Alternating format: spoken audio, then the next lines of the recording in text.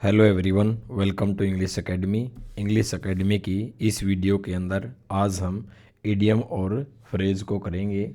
जितने भी इडियम और फ्रेज हैं कॉम्पिटिटिव एग्ज़ाम के अंदर सभी में पूछे जाते हैं, चाहे वो एचटेट का एग्ज़ाम हो, चाहे वो सीटेट का एग्ज़ाम हो, कोई भी कॉम्पिटिटिव का एग्ज़ाम हो, सभी के अंदर जो इडियम और जो फ्रेज हैं वो पूछे जाते हैं। यदि वीडियो आपको पसंद आए तो चैनल को सब्सक्राइब और लाइक ज़रूर करना। तो शुरू करते हैं आज की वीडियो। आज की वीडियो का हमारा पहला इडियम है एक एक्लीज हिल्स। एक्लीज हिल्स का मतलब होता है कमज़ोर पक्ष।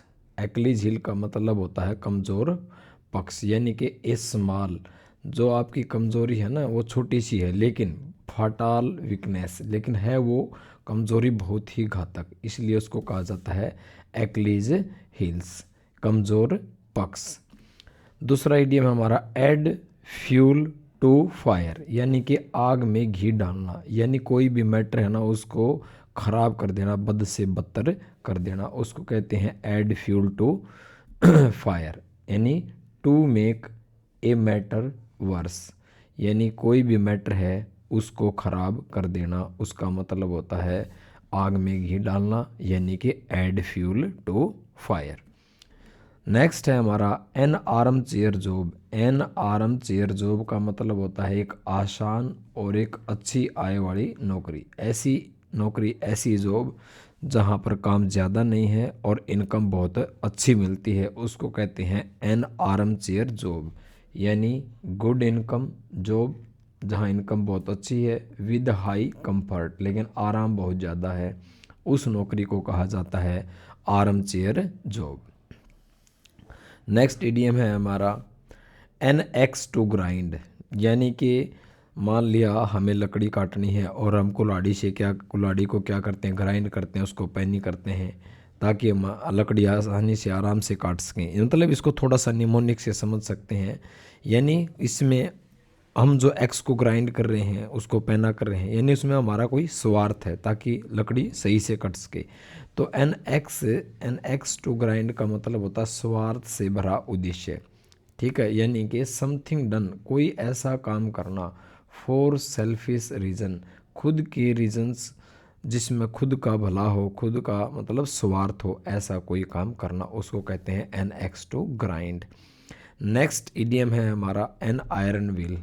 एन आयरन व्हील का मतलब होता है दृढ़ इच्छा शक्ति, दृढ़ इच्छा शक्ति, यानी कि strong will power, strong will power, उसको कहते हैं आयरन व्हील।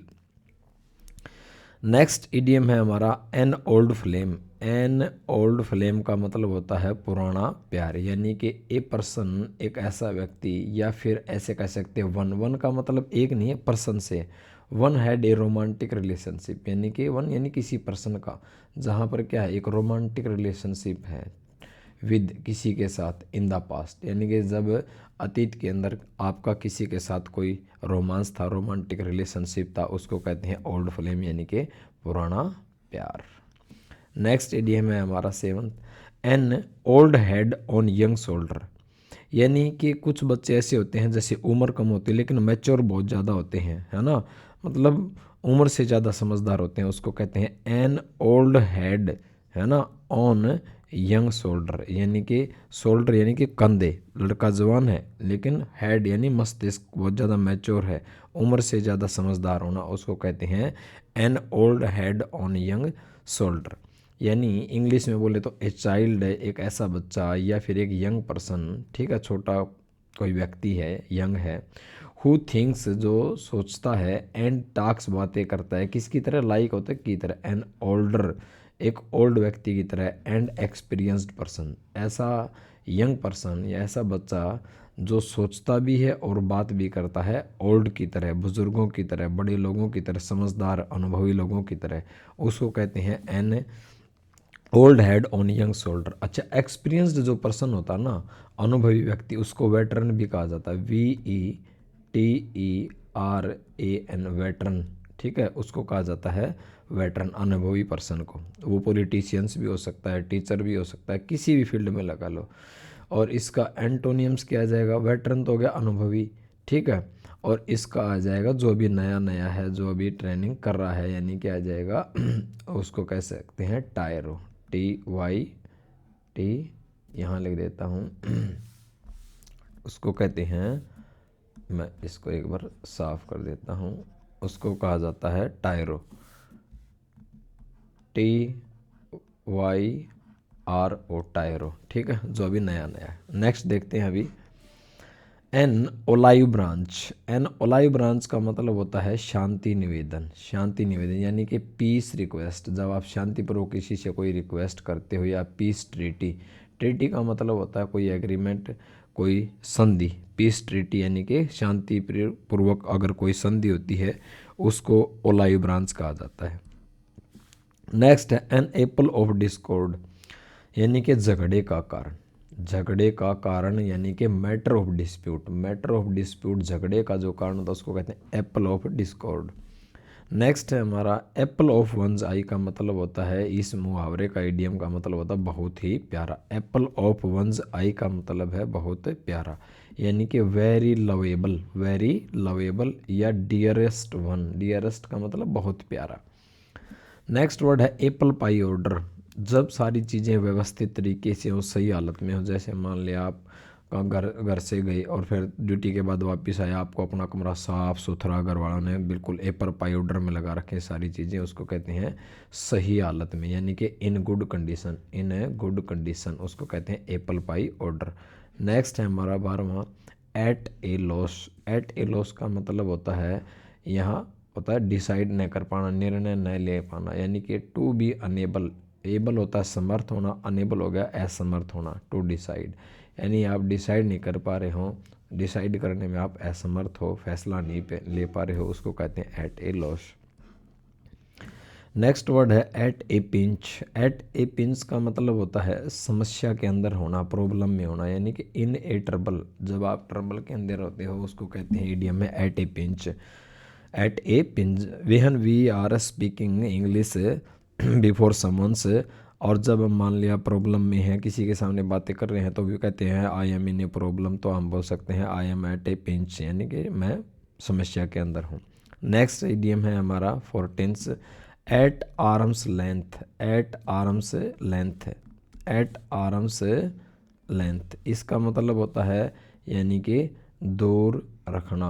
आर्म्स लेंथ यानी कि दोस्ती न करना, इसका मतलब दोस्ती न करना। अवॉइड बचना, बिकम टू फ्रेंडली, यानी कि कुछ व्यक्ति ऐसे होते हैं जो इंट्रोवर्ट टाइप के होते हैं, अंतर्मुखी होते हैं, ज़्यादा बातें करना पसंद नहीं करते, ज़्यादा दोस्त नहीं बनाते, यानी कि वो अवॉइड करते हैं, उसको कहते हैं एट आर्म्स लेंथ, यानी कि दूर रखना, दूर रहना, दोस्ती न करना। Avoid becoming too friendly. 15वां हमारा इडियम है at daggers drawn. At daggers drawn का मतलब होता है कट्टर दुश्मनी होना। कट्टर दुश्मनी होना, या उसको कहते हैं एट डैगर्स ड्रान, यानी टू हैव होना, बिटर एनमिटी। एनमिटी यानी कि दुश्मनी, किसी के साथ बहुत ज़्यादा दुश्मनी होना। कट्टर, बिटर वैसे कड़वाहट, बहुत ज़्यादा उसके प्रति खटास मन में भरा हुआ है, कट्टर दुश्मन है, उसको कहते हैं एट डैगर्स ड्रान।